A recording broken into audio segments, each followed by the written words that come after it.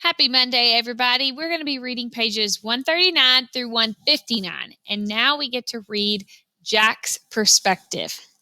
Okay, we've already read a little bit of Jack's perspective, but we're going to continue to see what was Jack thinking. So go ahead and open it up. Page 139, you should see why I changed my mind. All right, here we go. Who else did Mr. Tushman call? I asked Mom later that night. Did he tell you? He mentioned Julian and Charlotte. Julian, I said. Ugh, why Julian? You used to be friends with Julian. Mom, that was like in kindergarten. Julian's the biggest phony there is, and he's trying so hard to be popular all the time. Well, said Mom, at least Julian agreed to help this kid out. Got to give him credit for that. I didn't say anything because she was right. What about Charlotte? I asked. Is she doing it too? Yes, Mom said. Of course she is. Charlotte's such a goody two-shoes, I answered. Boy, Jack, said Mom, you seem to have a problem with everybody these days. It's just, I started. Mom, you have no idea what this kid looks like.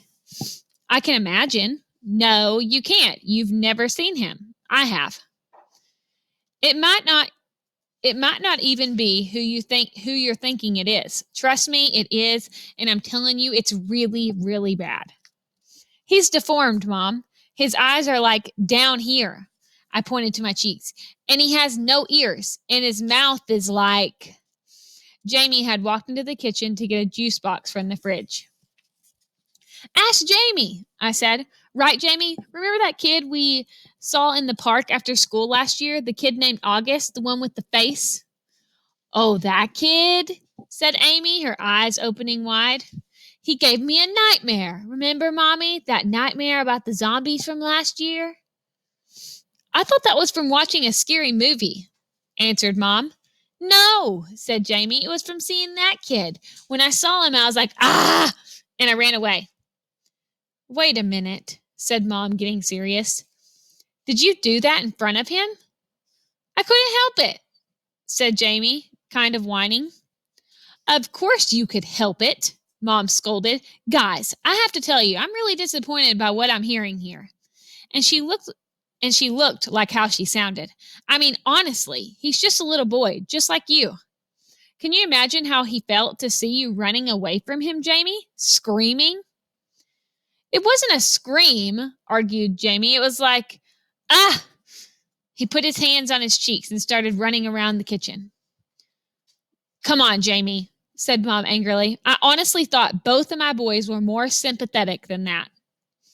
What's sympathetic? Asked Jamie, who was only going into the second grade. You know exactly what I mean by sympathetic, Jamie, said Mom. It's just he's so ugly, Mommy, said Jamie. Hey, Mom yelled. I don't like that word. Jamie, just get your juice box. I want to talk to Jack alone for a second. Look, Jack, said Mom as soon as he left, and I knew she was about to give me a whole speech. Okay, I'll do it, I said, which completely shocked her.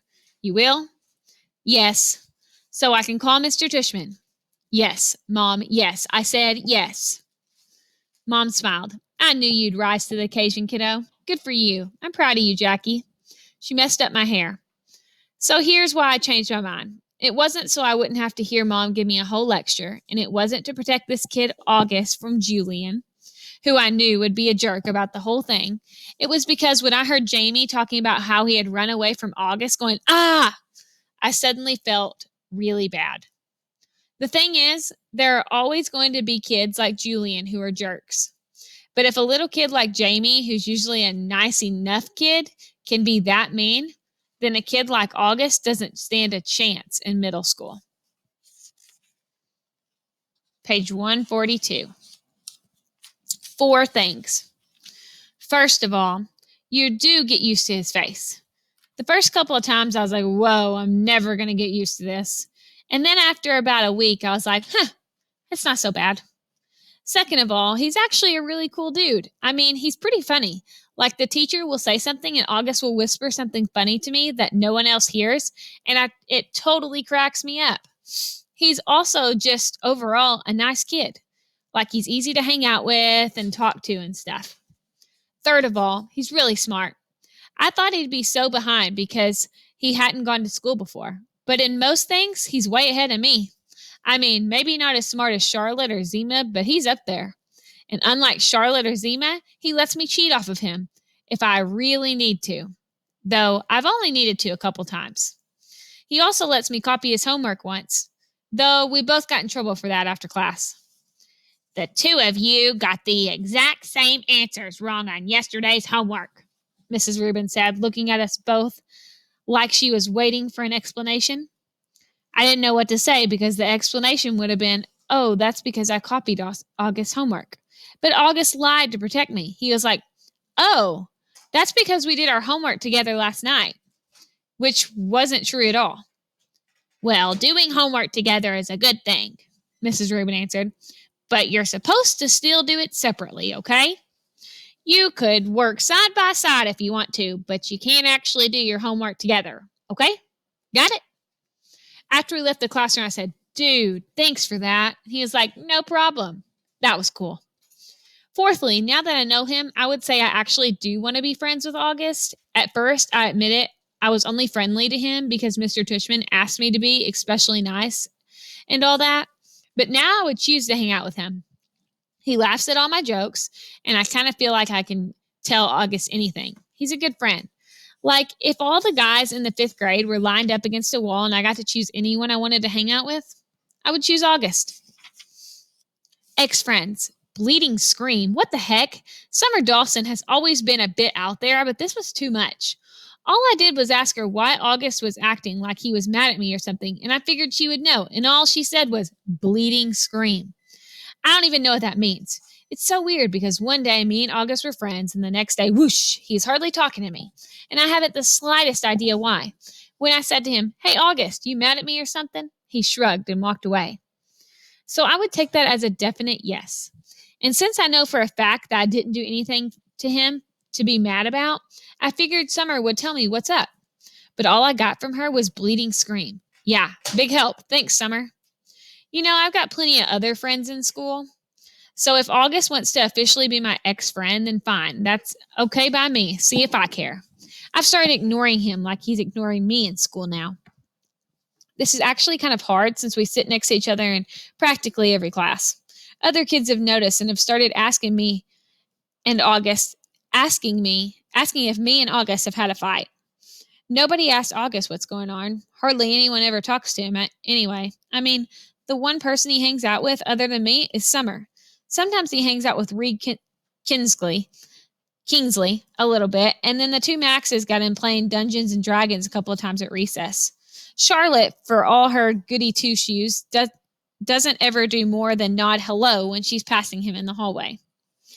And I don't know if everyone's still playing the plague behind his back because no one ever really told me about it directly. But my point is that it's not like he has a whole lot of other friends he could be hanging out with instead of me. If he wants to diss me, he's the one who loses, not me. So this is how things are between us now. We only talk to each other about school stuff if we absolutely have to. Like I'll say, what did Ruben say the homework was?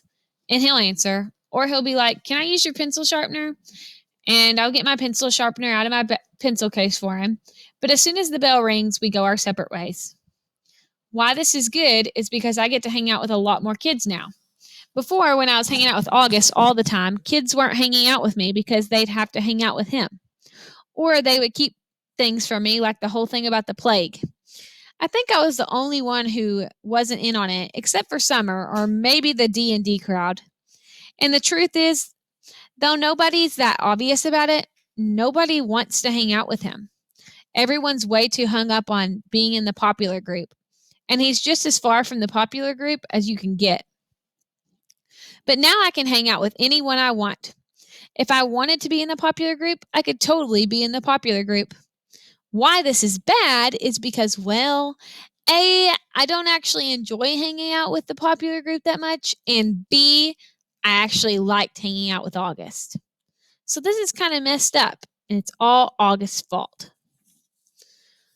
Page 146, snow. The first snow of the winter hit right between Thanksgiving break. School was closed, so we got an extra day of vacation. I was glad about that because I was so bummed about this whole August thing. I just wanted some time to chill without having to see him every day. Also, waking up to a snow day is just about my favorite thing in the world. I love that feeling when you first open your eyes in the morning and you don't even know why everything seems different than usual. Then it hits you. Everything's quiet. No cars honking, no buses going down the street. Then you run over to the window, and outside everything is covered in white. The sidewalks, the trees, the cars on the street, your window panes. And when that happens on a school day, you'll find out your when that happens on a school day and you find out your school is closed, well, I don't care how old I get. I'm always going to think that that's the best feeling in the world. And I'm never going to be one of those grown-ups that use an umbrella when it's snowing, ever. Dad's school was closed too, so he took me and Jamie sledding down Skeleton Hill in the park. They say a little kid broke his neck while sledding down that hill a few years ago, but I don't know if this is actually true or just one of those legends. On the way home, I spotted this banged up wooden sled kind of propped against the old Indian rock monument. Dad said to leave it, it was just garbage. But something told me it would make the greatest sled ever. So Dad let me drag it home, and I spent the rest of the day fixing it up. I superglued the broken slates together and wrapped some heavy duty white duct tape around them for extra strength. Then I spray painted the whole thing white with the paint I had gotten for the alabaster sphinx I was making for the Egyptian Museum project. When it was all dry, I painted lightning on gold letters on the middle piece of the wood, and I made a little lightning bolt symbol above the letters. It looked pretty professional. I have to say, Dad was like, "Wow, Jackie, you were right about the sled." The next day, we went back to Skeleton Hill with Lightning. It was the fastest thing I've ever ridden. So much faster than the plastic sleds we'd been using. And because it had gotten warmer outside, the snow had become crunchier and wetter. Good packing snow. Me and Jamie took turns on Lightning all afternoon. When we were in the park until our fingers were frozen and our lips had turned a little blue. Dad practically had to drag us home. By the end of the weekend, the snow had started turning gray and yellow, and then a rainstorm turned most of the snow to slush. When we got back to school on Monday, there was no snow left. It was rainy and yucky, the first day back from vacation, a slushy day. That's how I feel inside, too. I nodded, "Hey," to August the first time I saw him. We were in front of the lockers. He nodded, "Hey," back. I wanted to tell him about Lightning, but I didn't. Fortune favors the bold. Mr. Brown's December precept was, "Fortune favors the bold." We were all supposed to write a paragraph about some time in our lives when we did something very brave and how, because of it, something good happened to us. I thought about this a lot, to be truthful. I have to say that I think the bravest thing I ever did was become friends with August. But I couldn't write about that, of course. I was afraid we'd have to read these out loud, or Mr. Brown would put them up on the bulletin board like he does sometimes. So instead, I wrote this lame thing about how I used to be afraid of the ocean when I was little. It was dumb, but I couldn't think of anything else. I wonder what August wrote about. He probably had a lot of things to choose from. Private school. My parents are not rich. I say this because people sometimes think that everyone who goes to a private school is rich. But that isn't true with us. Dad's a teacher and Mom's a social worker, which means they don't have those kinds of jobs where people make gazillions of dollars. We used to have a car, but we sold it when Jamie started kindergarten at Beecher Prep. We don't live in a big townhouse or in one of those doorman buildings along the park. We live on the top floor of a 5-story walk-up we rent from an old lady named Donna Petra? Petra. Donna Petra, all the way on the other side of Broadway. That's code for the section of North River Heights where people don't want to park their cars.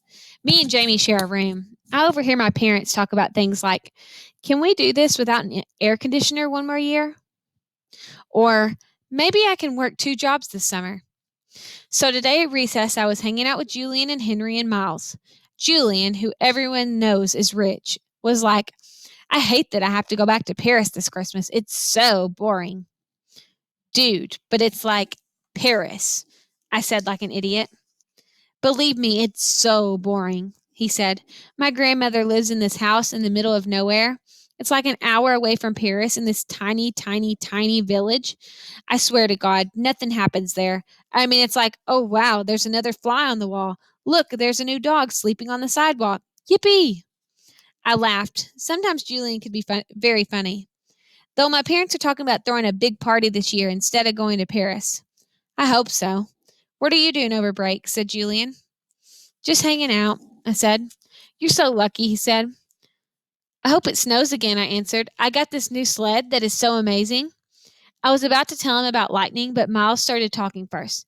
I got a new sled too, he said. My dad got it from this Hamich from Hamacher Schlemmer. It's so state of the art. How could a sled be state of the art? Said Julian. It's like $800 or something. Whoa. We should all go sledding and have a race down Skeleton Hill, I said. That hill's so lame, answered Julian. Are you kidding? I said. Some kid broke his neck there. That's why they call it Skeleton Hill. Julian narrowed his eyes and looked at me like I was the biggest moron in the world. It's called Skeleton Hill because it was an ancient Indian burial ground. Duh, he said. Anyways, it should be called Garbage Hill now. It's so freaking junky. Last time I was there, it was so gross, like with soda cans and broken bottles and stuff. He shook his head. I left my old sled there too, said Miles. It was the crappiest piece of junk, and someone took it too. Maybe a hobo wanted to go sledding, laughed Julian. Where did you leave it? I said. By the big rock at the bottom of the hill. I went back the next day and it was gone. I couldn't believe somebody actually took it. Here's what we can do, said Julian. Next time it snows, my dad could drive us all up to the golf course in Westchester that makes Skeleton Hill look like nothing. Hey, Jack, where are you going? I started to walk away. I've got to get a book out of my locker. I lied. I just wanted to get away from them fast. I didn't want anyone to know that I was the hobo who had taken the sled. In science. I'm not the greatest student in the world. I know some kids actually like school, but I honestly can't say I do.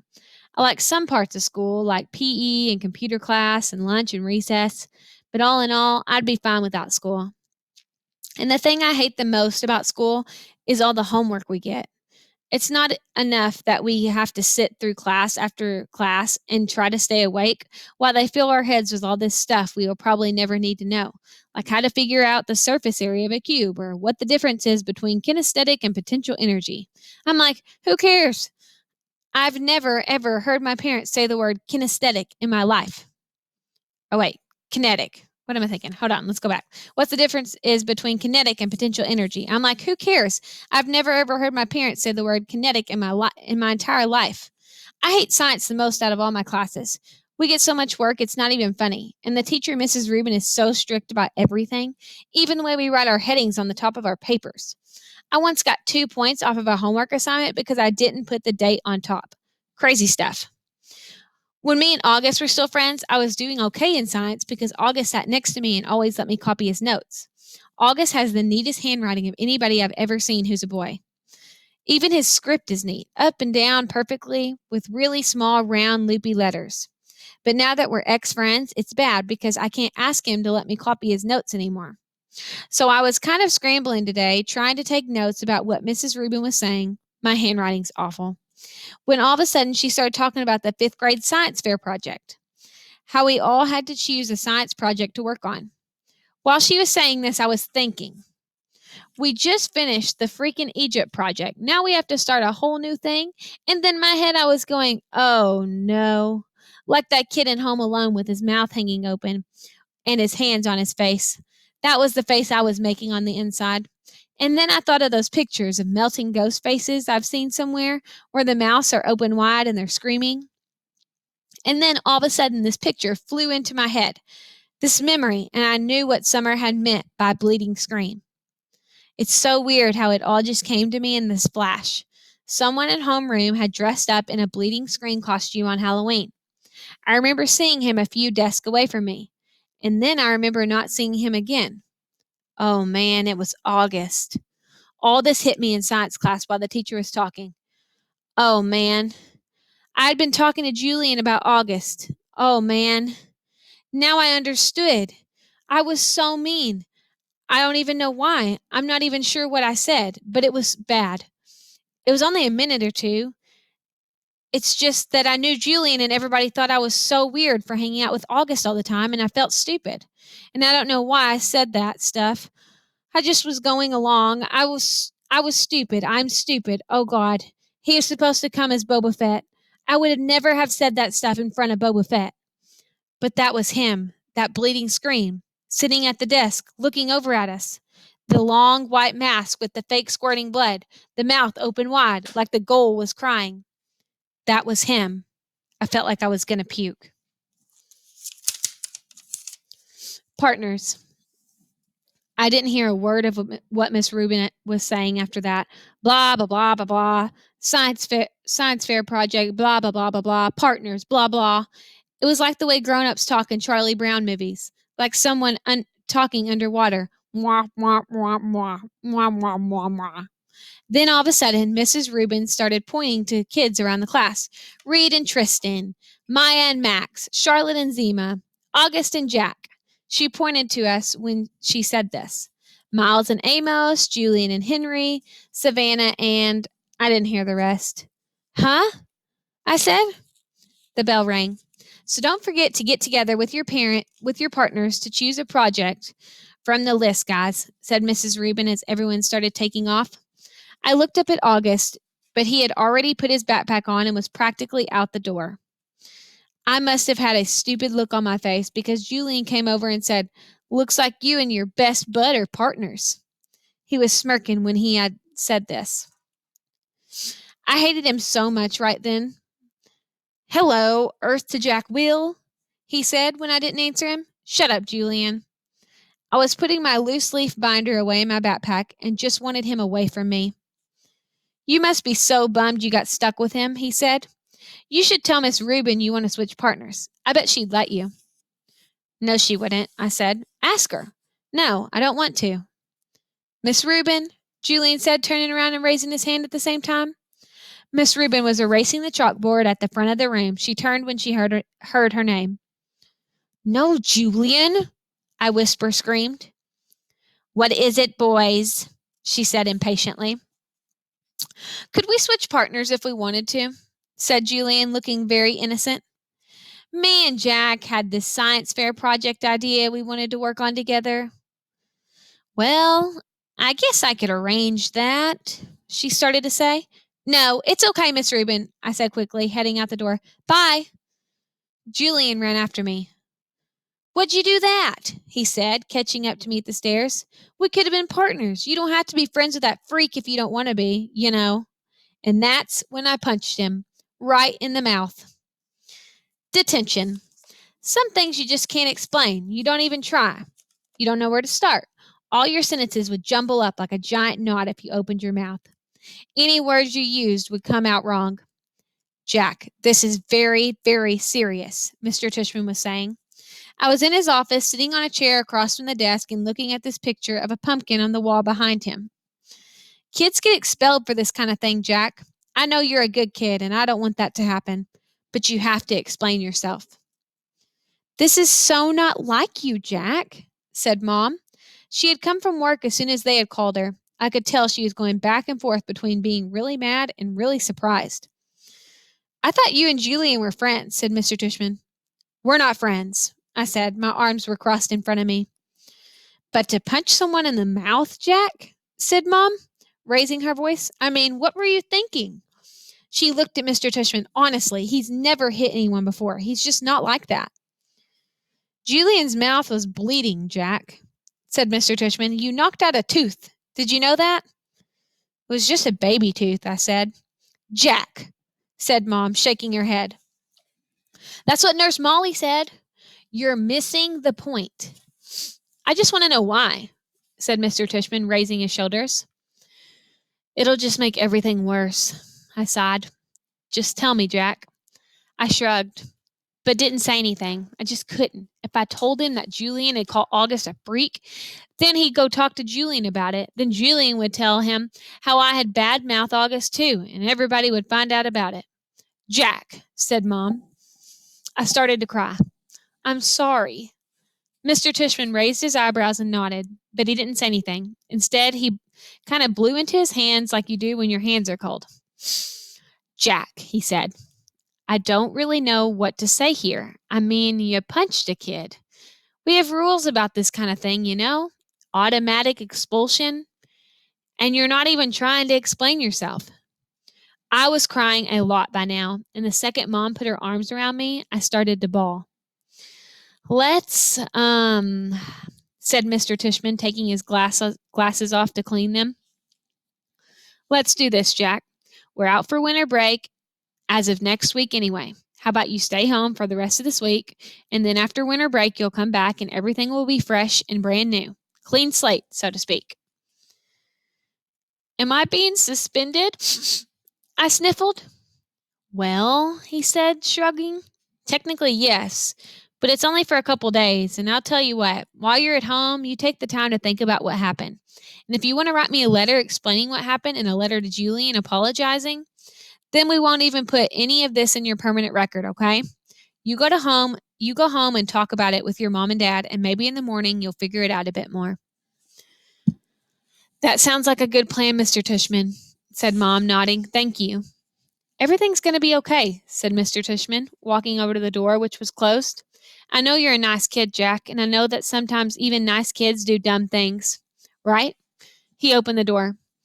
Thank you for being so understanding, said Mom, shaking his hand at the door. No problem.